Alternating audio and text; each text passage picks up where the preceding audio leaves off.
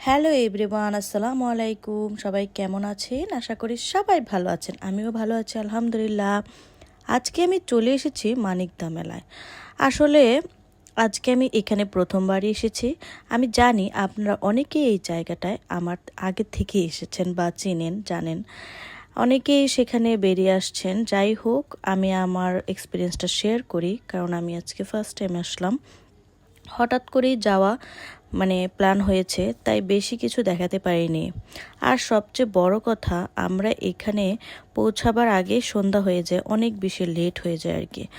আর রাতে তেমন কিছু বোঝাও যাচ্ছিল না সেখানে। আর আশেপাশের রাইডগুলো তো আপনারা দেখতেই পাচ্ছেন, অনেক রাইড। যেহেতু জায়গাটা অনেক বড়, জায়গার উপরে এই মেলাটা হয়েছে, যার কারণে অনেক বেশি রাইড আছে এখানে। আমার নতুন করে পরিচিত করার কোনো দরকার নেই, কারণ আমার আগেও এখানে অনেক মানুষই গিয়েছে। তো যাই হোক, আমি আজকে ফার্স্ট টাইম যেহেতু গিয়েছি, তাই আপনাদের একটু বলার চেষ্টা করছি যে এখানে অনেক বেশি রাইড আছে, অনেক এক্সপ্লোর করা যাবে, অনেক আনন্দ। আর যদি আপনারা দল নিয়ে যান, family members of the friend circle গ্রুপিংভাবে যান, তাহলে আরও বেশি এনজয় করতে পারবেন। কারণ এখানে অনেক সুন্দর সুন্দর রাইড যেমন আছে, সেরকম আপনার বোট রাইডিং, সুইমিং পুল, এগুলাতে দলবদ্ধভাবে আসলে অনেক বেশি মজা করা যায়।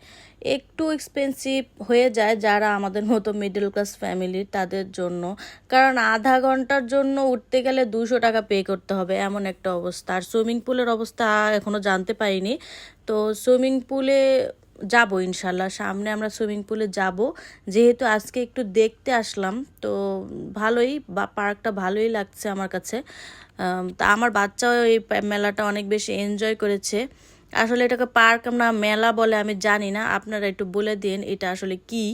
বাঙালিদের জন্য মেলাই হবে, কারণ আমাদের বাংলাদেশে মেলাগুলা এরকমই হয়। তারপর আমরা এখানে বোট রাইডিংয়ে চলে এসেছিলাম। তারপর আমার সাথে যারা যারা এসেছে ওনারা বোট রাইডিং করেছে। কিছুই করার নেই, আমার সাথে আমার ছোট মেয়ে আছে, যার কারণে আমি বোট রাইডিং করতে পারছি না। এই যে আমার টুনটুনি চলে এসেছে, আমি এখন ওর সাথে এনজয় করব। আমার এখন ওকে নিয়েই দিন কাটে, কারণ ও ছোট মানুষ, ওকে সারাক্ষণ চোখে চোখে রাখতে হয়। আর ছোট বেবি নিয়ে বের হলে এই একটা জ্বালা মায়েদের, তাদের কোনো কোনো দিকে যাওয়া যায় না, ঘোরা যায় না, বাচ্চা নিয়ে বসে থাকতে হয়।